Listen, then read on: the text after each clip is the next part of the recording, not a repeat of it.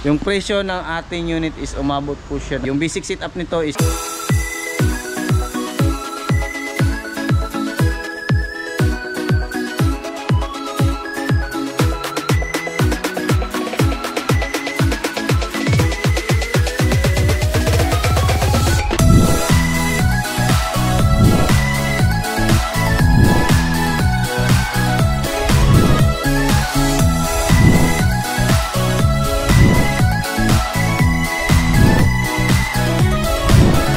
Hello mga kol, welcome back sa ating YouTube channel, Sorpas TV. Sa bago lang sa ating channel, huwag niyo mag-like and subscribe. Click na rin natin ang notification bell para laging updated sa ating mga susunod na video uploads kayo ito.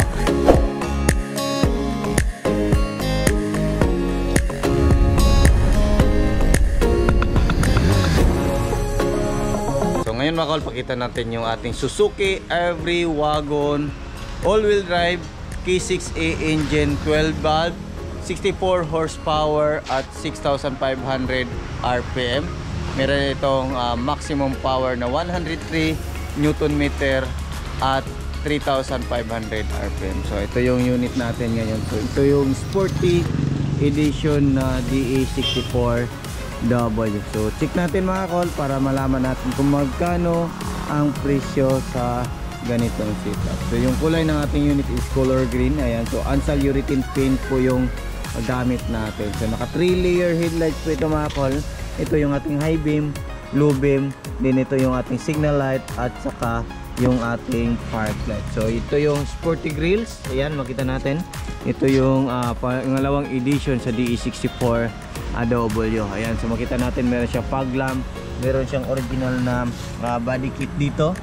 Then nilagyan natin ng front bumper. So dito nasa gitna yung kanyang plate number. Ayan, so fully tinted po yung unit natin. So loro po ito mga kol. Ayan, so dito sa side mirror mga kol, nilagyan natin ng chrome side mirror with lights po yan based sa request ng ating client. And dito mayroon tayong nilagay na 15 inches silent po yung gulong natin. 165 by 55 R15 yung gulong na nilagay natin. Ayan, makita natin ang ganda ng design ng ating gulong. So disc brake po yung harap natin mga kol. Then coil spring yung ating shock sa harap. Then meron siyang lower arm, meron siyang stabilizer bar. Ayan, makita natin. Ayan, so pinalayan natin ng kulay red yung ating caliper. Ayan, so makita din natin dito meron siyang body kit dito. Original po yan sa DA64W. So dito naman sa right side po yung ating gas tank opener. Ayan po yung kung magpa-refill tayo ng gas, dito tayo. Ayan, so meron tayong chrome handle na nilagay. So meron siyang logo na Suzuki. So ito yung dati original is dito lang na chrome na walang logo na Suzuki. So ito based po ito sa request ng ating customer. So makita din natin dito mga kol, kompleto po siya sa rain visor. Din yung gitna is kinulayan natin ng kulay black para pag titingnan natin dito sa malayuan, parang buong salamin po siya. So meron din tayong nilagay na gutter type na carrier sa itaas. Yan.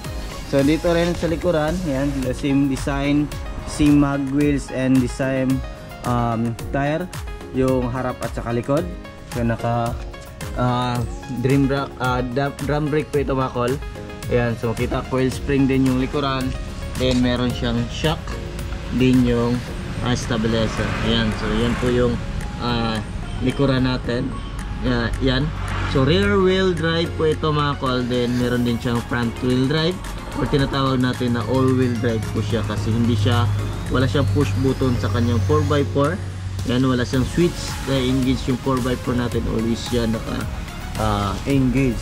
Ayan, so makita din natin sa likuran yung mga DA64W mga kol is nakatayo na po yung taillight. So DA64W lang po yung ganito yung taillight. Ayan, so sa low roof, ito po yung spoiler sa mga original na loaded na low roof.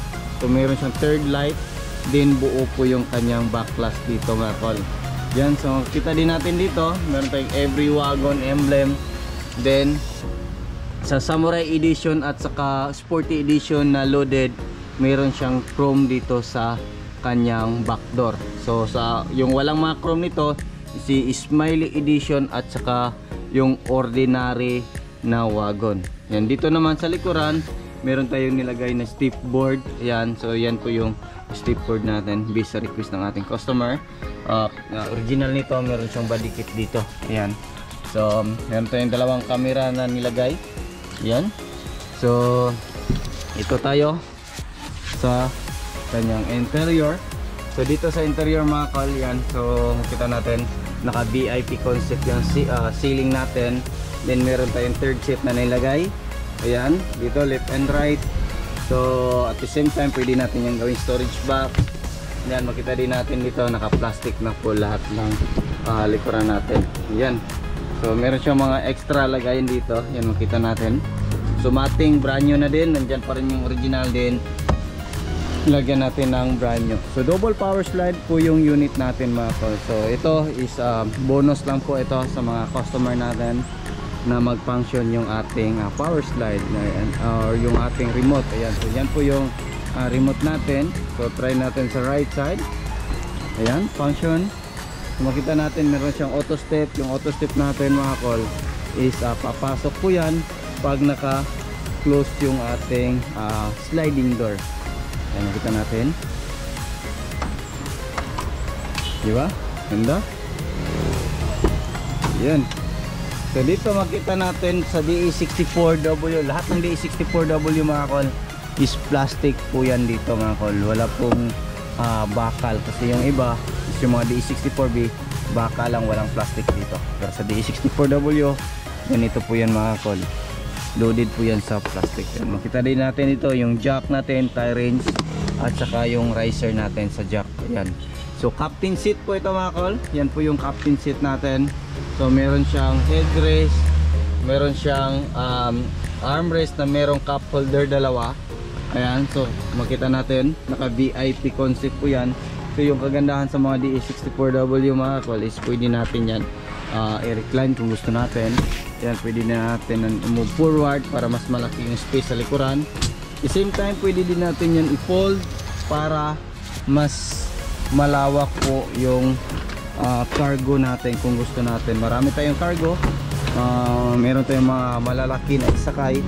Yan, pwede yan.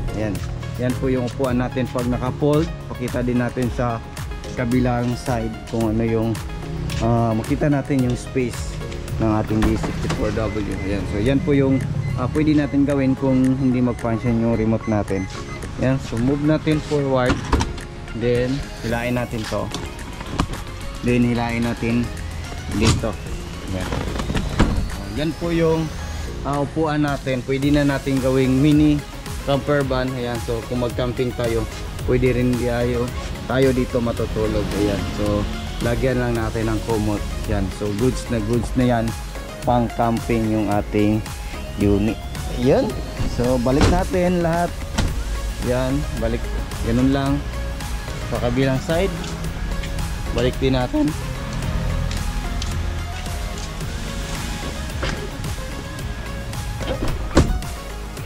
So yan po yung upuan natin. Pwede din natin yan i-unfold. Yan, so yan po yung unit natin. So dito makita natin brand new na yung mating natin, nandyan pa rin yung original. Ayan, so dito tayo sa interior. Ayan, dito naman sa interior or yung sa harap is dito brand new na din. Sa sliding din, bago na din mga kol. Ayan, so yung mga cover natin dito, all power po siya mga kol. Ayan, makita natin power window, auto fold ng side mirror, kompleto yan. So turn on natin yung susi natin para ma-function natin lahat. Then dito makita natin, yan, auto fold ng side mirror. Yan, left and right function. Then yung mga sliding, ayan, close natin yung sliding natin. Yan, so try natin. Yan, so function up and down. Yan, function. Yan, so dito sa kabilang side, ayan, function lahat. Yan dito rin, ayan, function. So auto fold yung mga side mirror, check natin. Yan, function. Then dito ilagay natin sa left, adjust natin. then taas natin, then baba natin. Ayan. So function, lagay natin sa right side. Ayan. Ayan. Left, right, ayan function. Pag tutunog na po yan mga kol, ibig sabihin po is full na po yan. Ayan. So function lahat. So makita natin dito, kumpleto po siya sa mga passenger handle. Yan po yung passenger handle niya, left and right. Then kita natin, meron siyang sun visor, room light. Then dito meron tayong lagayan ng sunglasses.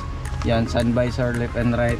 Yung dito meron tayong digital meron tayong dashcam dito na full screen mga tol. Yan. So dito rin meron tayong 9 inches Android touchscreen stereo with reverse camera. Yung dashboard natin is back to original po yung concept natin ito. Yan po yung dashboard natin, kulay ng dashboard. Dito meron siyang overdrive switch. Yan.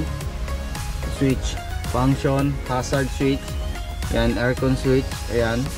Kita natin. Ito yung adjustable blower natin. Ito yung sa temperature natin.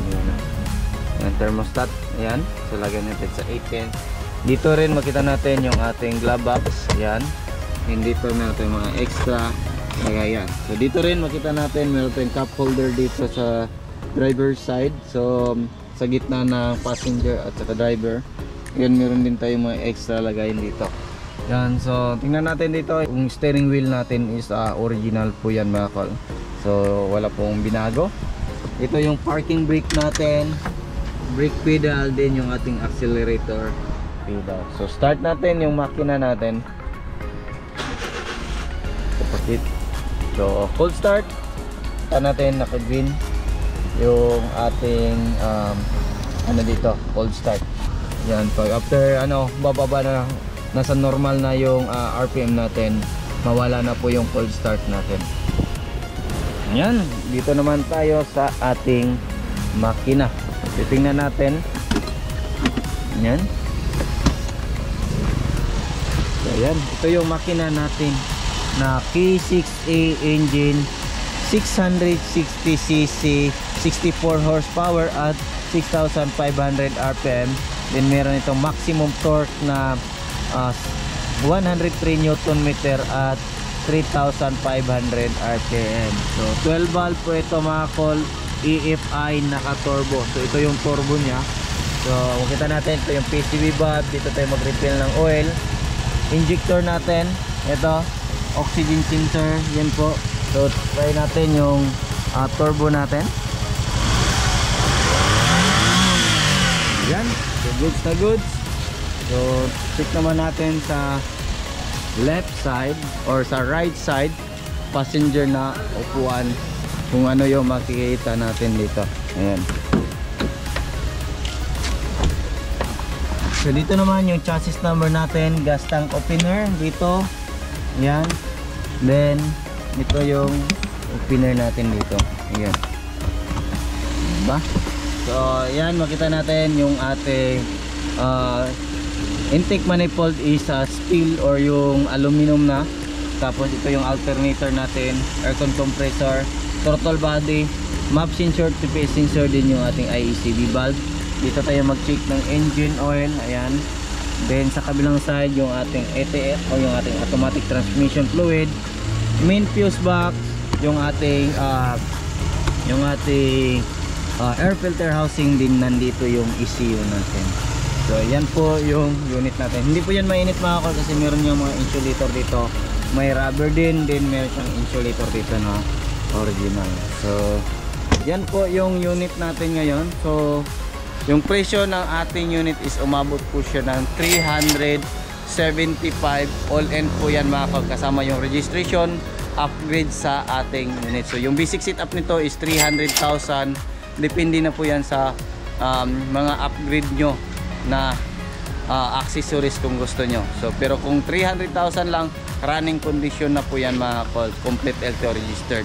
Kung meron kayong mga gusto na i-upgrade, dyan po mag-umpisa na tataas yung presyo ng ating unit. So yan lang muna yung aming vlog for today mga kol. Maraming salamat po sa inyong patuloy na pagsubaybay.